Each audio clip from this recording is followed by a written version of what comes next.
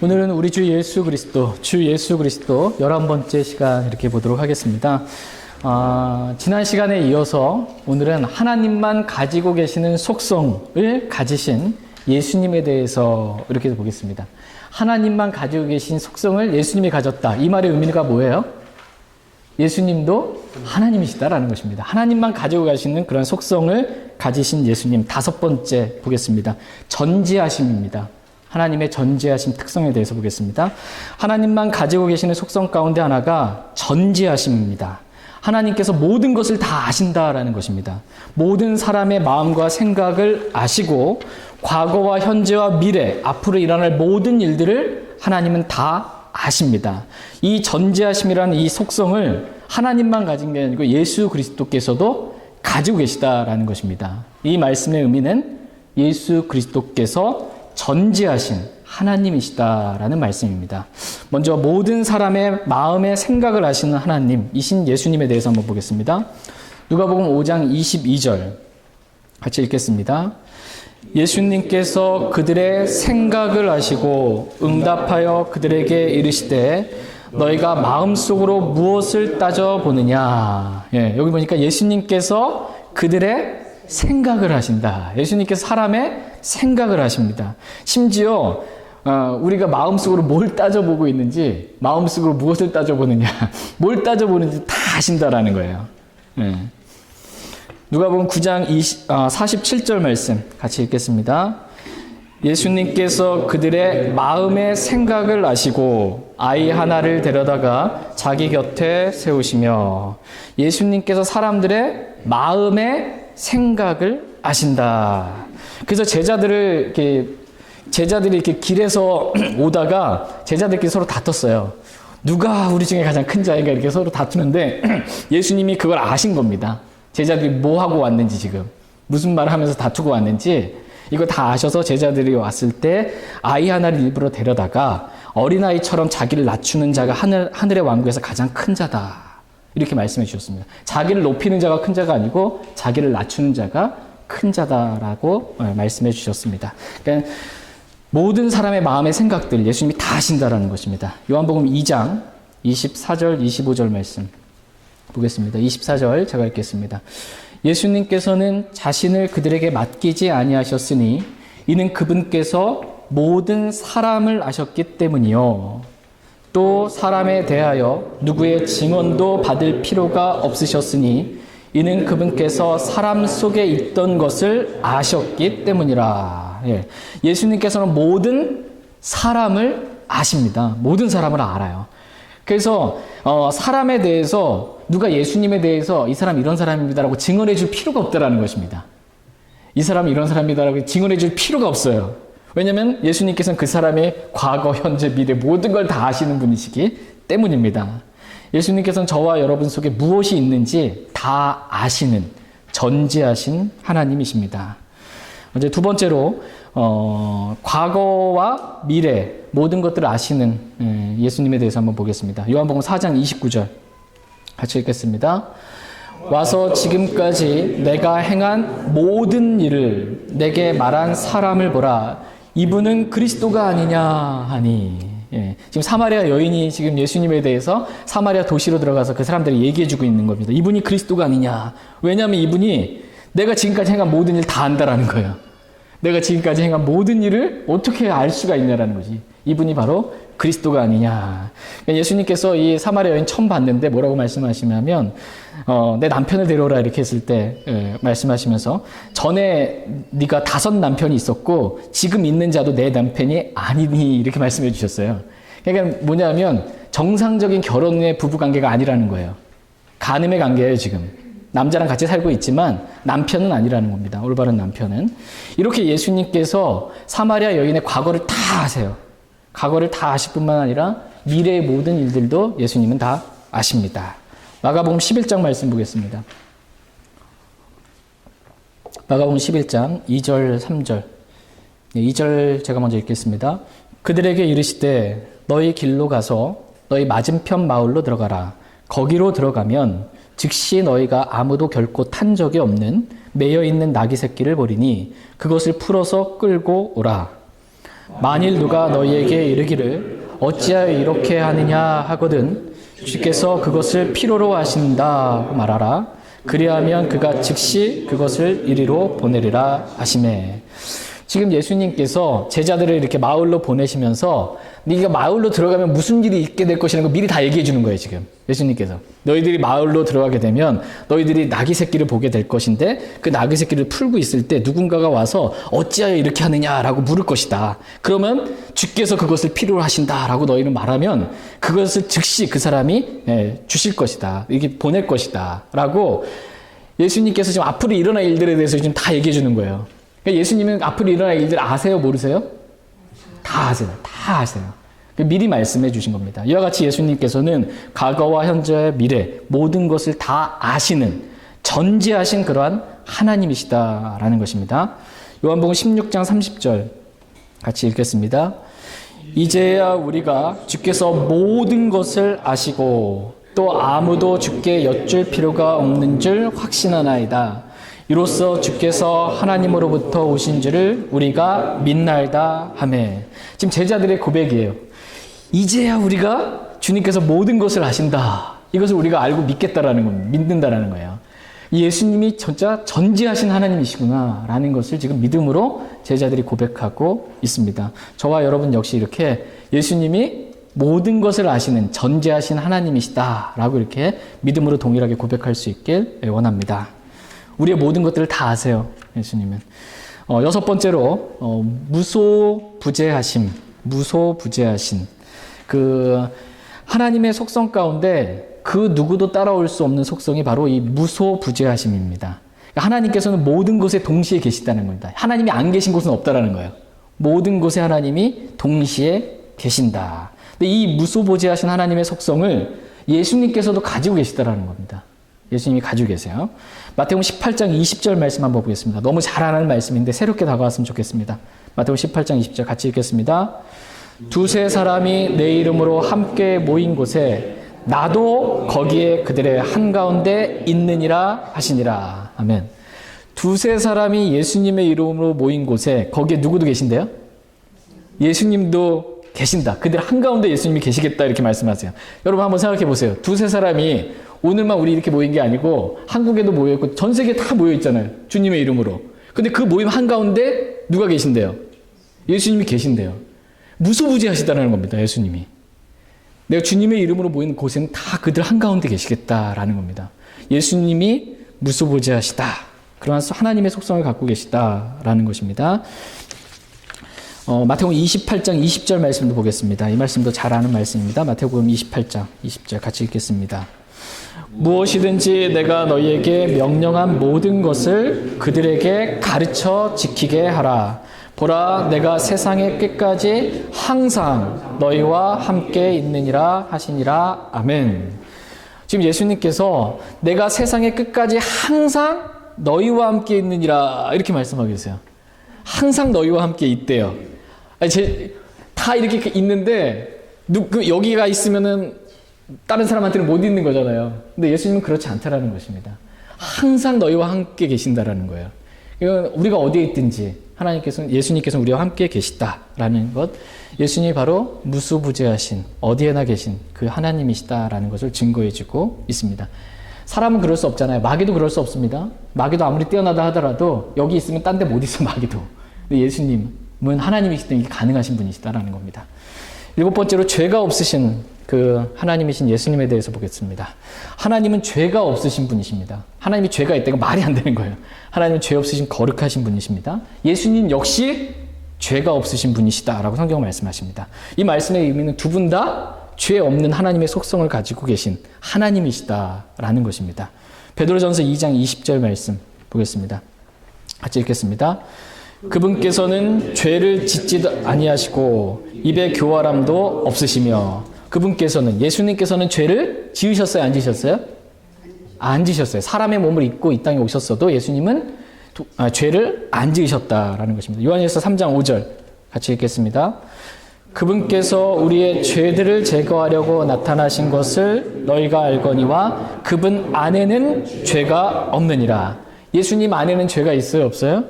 없다. 예수님 안엔 죄가 없다. 죄를 짓지도 않았고 예수님 안엔 죄가 없다. 이렇게 말씀하십니다. 본성 그 자체가 죄 없으신 하나님이시다라는 것입니다.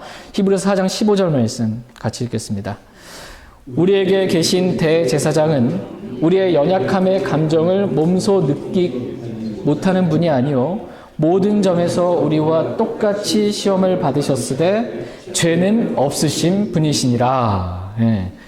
누가 예수님이 이 땅에 사람의 몸으로 이끄셨으니까 예수님 그래도 죄 있지 않냐? 다 사람인데. 이러면 우린 뭐라고 그래야 돼요? 죄는 없으신 분이시다. 예수님 죄 없으신 분이시다.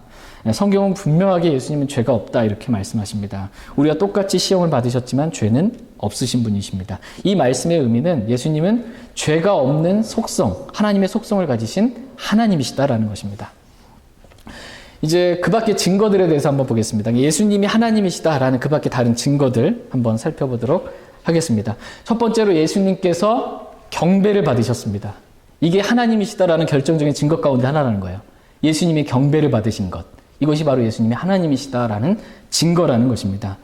하나님께서는 너는 다른 신에게 경배하지 말라 이렇게 말씀하셨어요. 다른 신, 하나님 외에 다른 신에게 경배하지 말라라는 것입니다. 오직 하나님께만 경배하라 이렇게 하나님 말씀하셨습니다. 근데 예수님께서도 이와 같은 동일한 말씀하셨어요. 하나님께만 경배하라. 예수님도 말씀하셨습니다.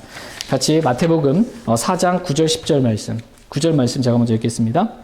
그분께 이르되 내가 만일 엎드려 내게 경배하면 내가 이 모든 것을 내게 주리라 하매 이에 예수님께서 그에게 이르시되 사탄아 너는 여기서 물러가라. 기록된 바 너는 주 내 하나님께 경배하고 오직 그분만을 섬길지니라 하였느니라 하시더라. 아멘.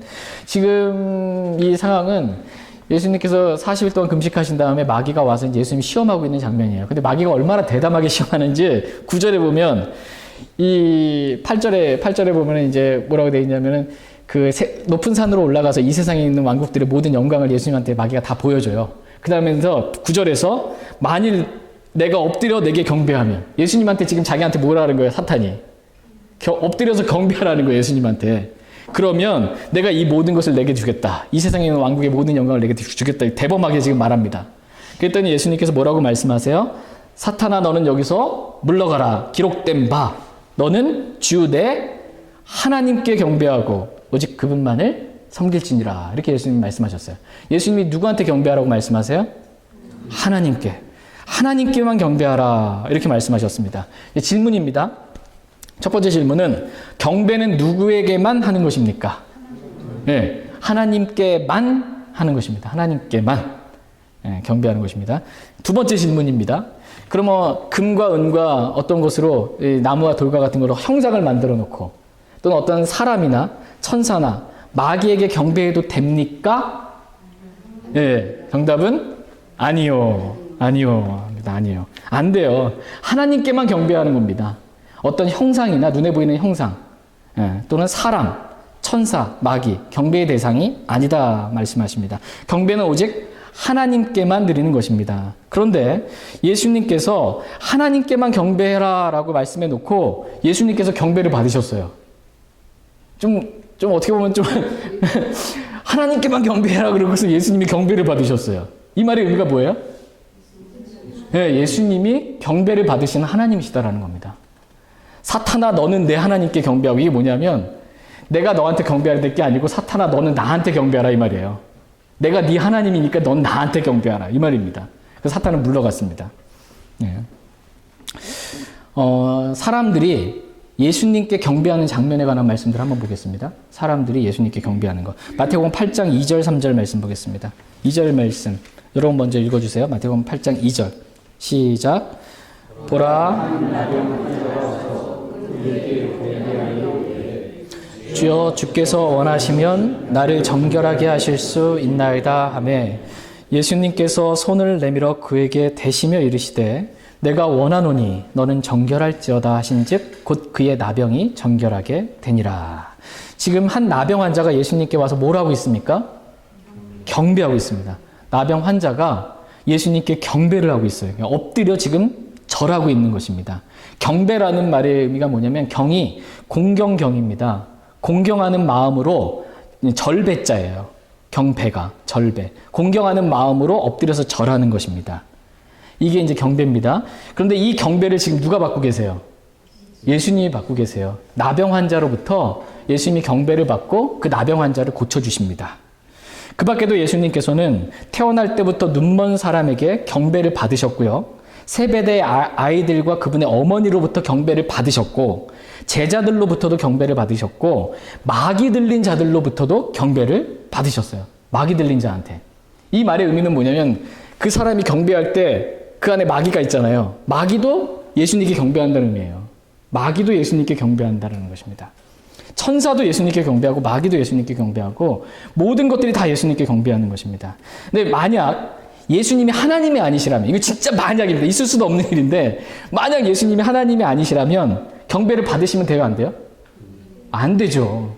경배를 받으시면 안 됩니다. 왜냐하면 경배는 반드시 하나님께만 드려야 하는 것이기 때문입니다. 만약 예수님이 하나님이 아니시다라면 베드로같이 예수님 했어야 돼요. 누가 나한테 경배하려고 할 때 베드로가 어떻게 했는지 보겠습니다. 사도행전 10장 25절 26절 보겠습니다. 25절 제가 먼저 읽겠습니다. 베드로가 들어올 때 고넬료가 그를 맞이하며 그의 발 앞에 엎드려 그에게 경배하거늘 베드로가 그를 일으키며 이르되 이래 서라 나도 사람이라 하고는 그러니까 베드로가 이렇게 딱 고넬료가 사람을 보내서 베드로를 오게 했어요. 베드로가 딱 들어오니까 고넬료가 베드로를 보고 그 발 앞에 엎드려서 지금 경배하는 거, 절하는 겁니다. 베드로가 오니까 그 발 앞에 엎드려서 지금 경배를 합니다. 엎드려서 절을 했어요. 엎드려서 절을 하는 것, 이것이 꼭 경배라는 것입니다. 절하는 것, 엎드려 절하는 것, 이게 경배입니다. 이 경배를 베드로가 받을 때 어떻게 반응을 했어요? 그를 고넬료를 일으키는 거예요. 일으키면서 일어서라. 나도 사람이다. 나 하나님 아니니까 나에게 경배하지 말라라고 지금 이렇게 말리고 있습니다. 나한테는 경배하지 말아라. 오직 경배는 하나님께만 하는 것이다. 라는 것입니다. 만약 예수님도 그냥 사람에 불과했다면 베드로같이 어떤 사람이 자기에게 엎드려 경배하려고 하면 일어나라. 나도 사람이다. 경배는 하나님께만 하는 거다. 이렇게 했어야 정상이다라는 것입니다. 이렇게 안 하면 어떻게 되는 거예요? 우상숭배 하는 거고 조정하는 거예요. 출애굽기에 보면은 그 20장에 10계명 있죠. 두 번째 계명. 예. 하나님께만 절하는 겁니다. 우상이나 형상들에게 절하지 말고. 예수님이 그렇게 했어야 되는 거예요. 이게 베드로처럼 일어나라 나한테 경배하지 말아라. 이렇게 해야 정상이다라는 것입니다. 요한계시록 22장 8절 9절 말씀에도 보시면 그 사도 요한이 그 요한계시록 기록했잖아요. 그래서 천사로부터 이걸 다 받아서 기록을 했거든요. 그래서 마지막 장에서 사도 요한이 그 자신에게 이것을 알려준 그 천사의 발 앞에 엎드려서 지금 경배를 드리려고 하는 거예요. 사도 요한도 사람은 습성이 뭐냐면 종교적인 습성이 있기 때문에 나보다 좀 위대한 뭔가가 있으면 다 무조건 엎드려지는 이 속성이 있어요. 이게 사람의 속성은. 그러니까는 천사를 보고 지금 엎드려서 경배를 하려고 하니까 이 천사가 뭐라고 하냐면 너는 주의하여 그리하지 말고 하나님께 경배하라. 이렇게 말씀하세요. 천사도 우리의 경배의 대상이 아니다라는 것입니다. 경배는 오직 하나님께만 드려져야 된다라는 것입니다. 그러니까 누군가가 천사든 사람이든 경배하려고 그러면 다 말려야 된다는 거예요. 오직 하나님께만 경배하라는 것입니다. 그러나 예수님께서는 자신에게 엎드려 경배하는 수많은 사람들을 예수님이 말리셨어요? 안 말리셨어요? 안 말리셨어요. 너무나 지극히 당연하게 그냥 다 경배 받으셨어요. 경배를 받으셨어요. 그 이유가 뭐예요? 예, 예수님은 경배 받으시는 하나님이시기 때문에 그렇습니다. 예, 예수님이 하나님이시기 때문에 그렇습니다. 하나님께서도 천사들을 향해서 예수님께 경배하라 이렇게 말씀하세요. 히브리서 1장 6절 보겠습니다. 하나님이 예수님께 경배하라 이렇게 말씀하십니다. 히브리서 1장 6절 같이 읽겠습니다. 또 다시 그분께서 그 처음 나신 분을 세상에 들어오게 하실 때 이르시기를 하나님의 모든 천사들은 그에게 경배하라 하시고. 예.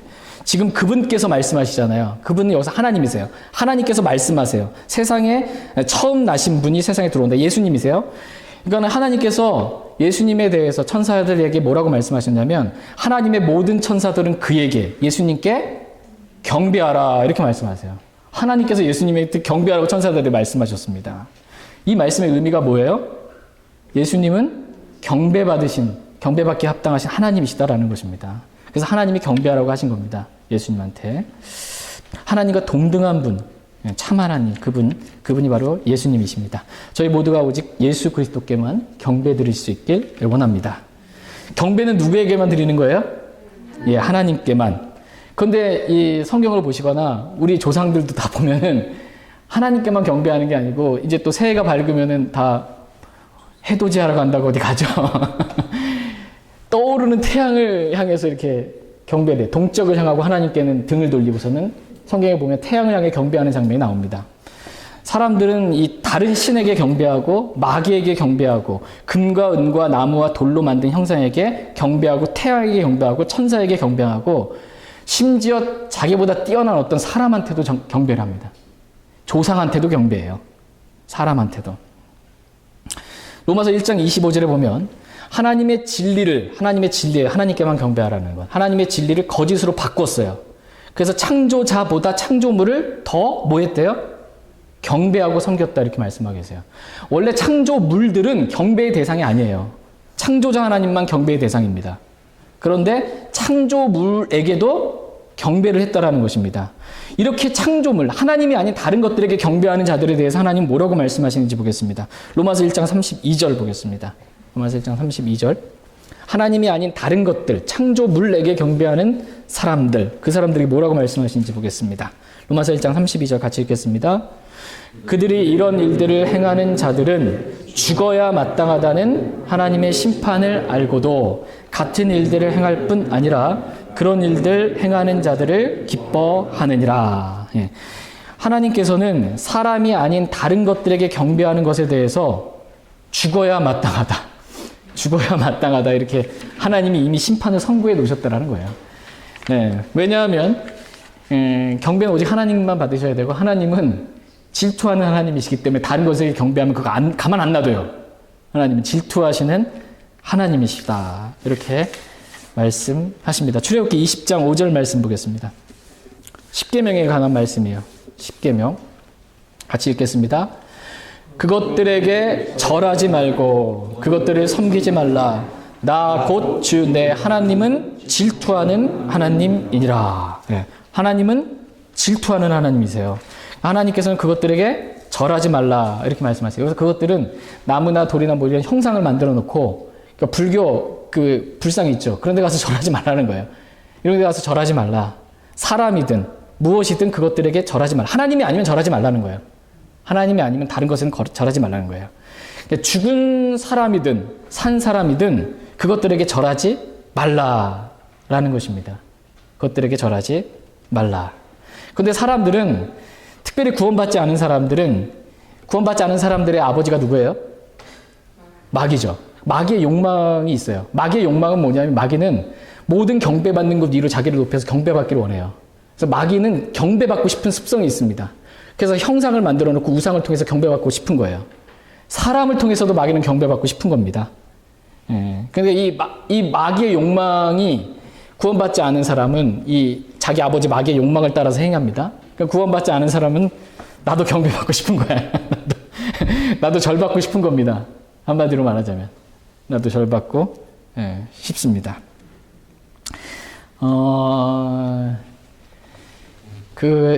우리가 새해 신년이 되면은 뭐 하죠?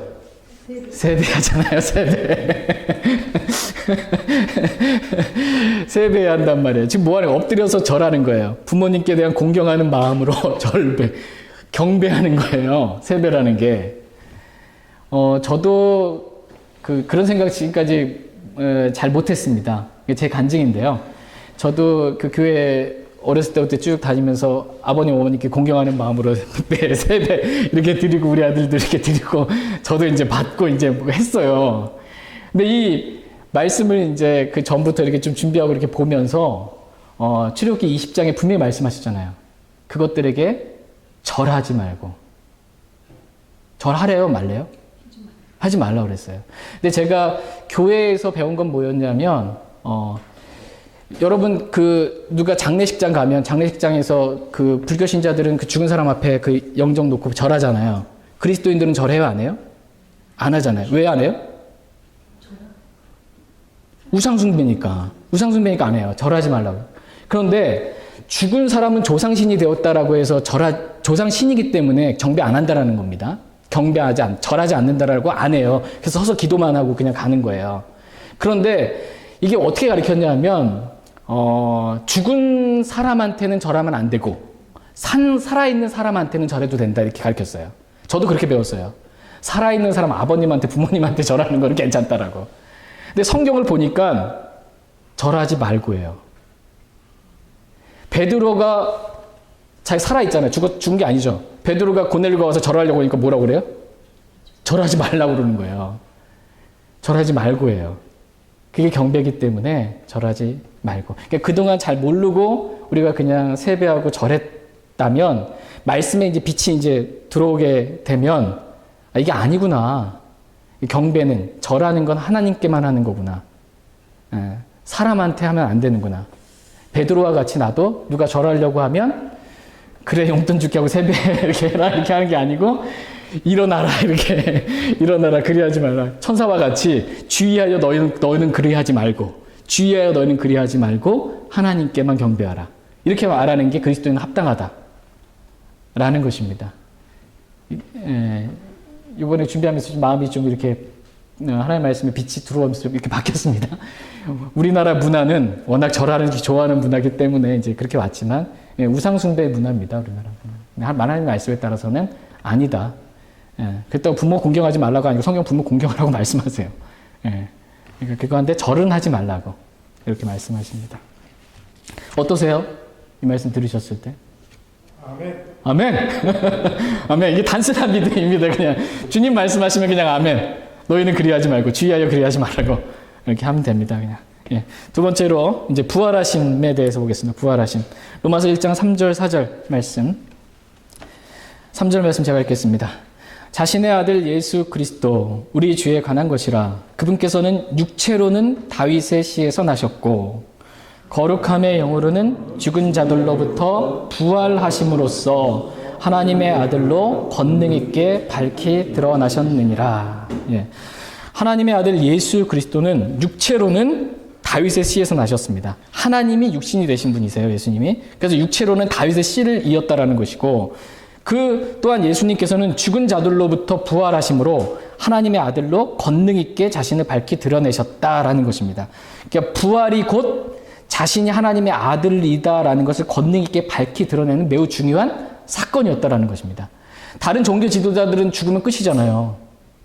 그죠? 부활이 없어요. 근데 예수님 부활하셨다. 이 말은 뭐냐면 곧 그분이 부활을 통해서 자신이 하나님의 아들이다라는 것을 권능 있게 밝히 드러내 보이신 사건이다라는 것입니다. 그래서 하나님의 아들 이 의미는 하나님과 동등한 분을 의미해요. 하나님이심을 의미합니다. 즉 예수 그리스도께서 부활하심으로써 자신이 하나님의 아들, 즉 하나님이시다라는 걸 밝히 드러내셨다라는 것입니다. 예수님이 하나님이라는 증거는 뭐냐면 부활이 그 증거가 된다라는 겁니다. 부활이.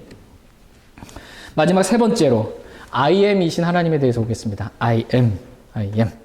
하나님은 자신을 가리켜서 나는 곧 스스로 있는 자니라. 영어로 I am that I am 이렇게 말씀하세요. I am that I am. 출애굽기 3장 14절 같이 읽겠습니다. 하나님께서 모세에게 이르시되 나는 곧 스스로 있는 자니라 하시고.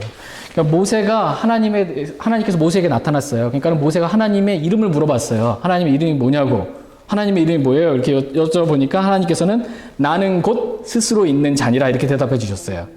그러니까 한마디로 말하면 나는 곧 나니라. 나는 곧 I am. 나는 곧 I am이다. 이 말이에요. 나는 곧 I am이다. 이거를 나는 곧 스스로 있는 자니라 이렇게 번역을 했습니다. 근데 하나님이 I am이시잖아요.